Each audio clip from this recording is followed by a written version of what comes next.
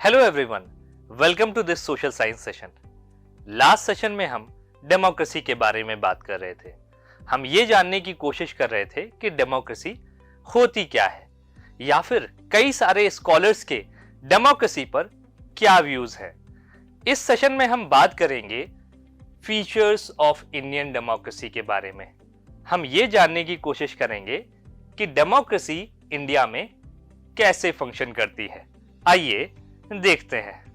अब आप सोचिए कि हमारे देश में कौन कौन से ऐसे फीचर्स हैं जो इंडिया को एक डेमोक्रेटिक कंट्री बनाते हैं।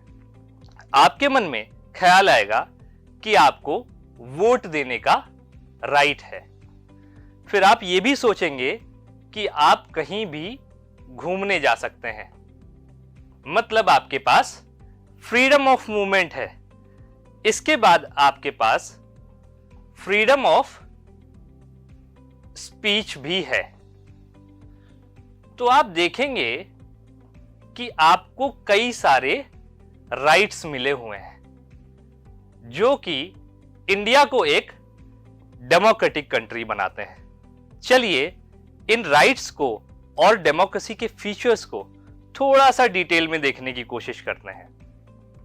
यदि आप देखेंगे तो सबसे पहला फीचर है major decisions taken by elected leaders, यानी कि जिन लीडर्स को हम चुनते हैं वही लीडर हमारे देश में डिसीजन लेते हैं। Second point is free and fair elections.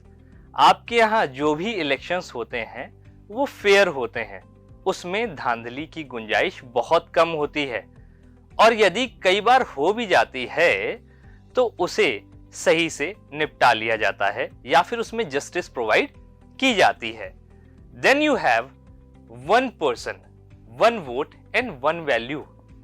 हमारे भारत में सभी लोगों को सिमिलर वोटिंग राइट्स हैं। एक इंसान को एक ही वोट देने का अधिकार है और सारे वोट की वैल्यू इक्वल होती है। Then we have rule of law and respect of rights, यानी कि सारे लोग इक्वली ट्रीट किए जाते हैं और आपके जो भी राइट्स हैं उन्हें प्रोवाइड किया जाता है।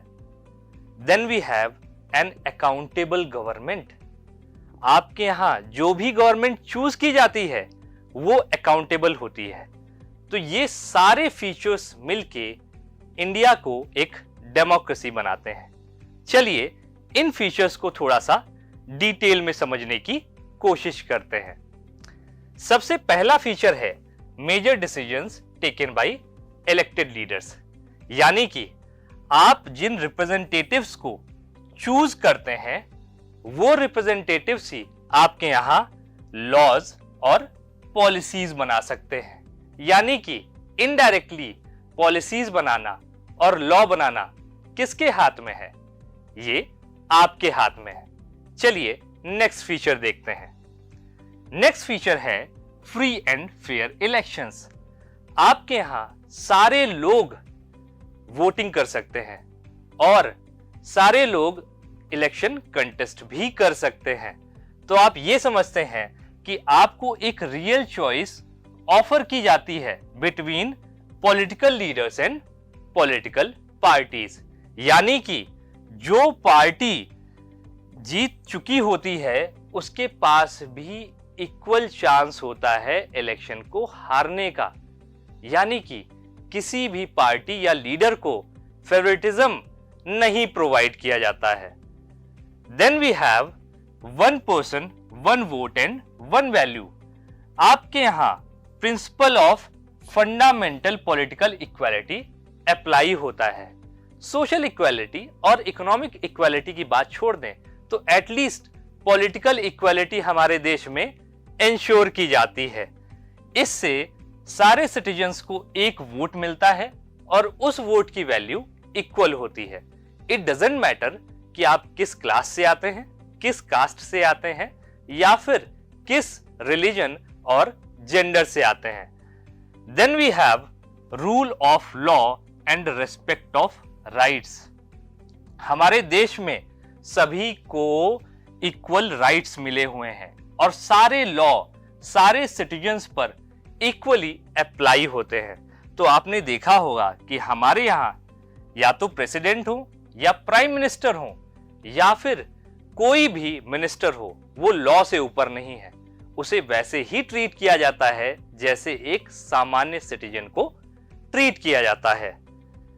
Then we have more accountable government. हमारे पास जो गवर्नमेंट है वो अकाउंटेबल होती है और उसे अकाउंटेबिलिटी प्रोवाइड करते हैं यहां के लोग। आप किसी भी काउंसलर या फिर नेशनल लीडर से सवाल कर सकते हैं, उनसे पूछ सकते हैं कि भाई आपने जो मैनिफेस्टो में प्रॉमिस किया हुआ था वो आपने पूरा किया कि नहीं। फिर आपके पास कई सारी सिविल सोसाइटीज हैं। Then you also have free press and in the end you have parliamentary proceedings.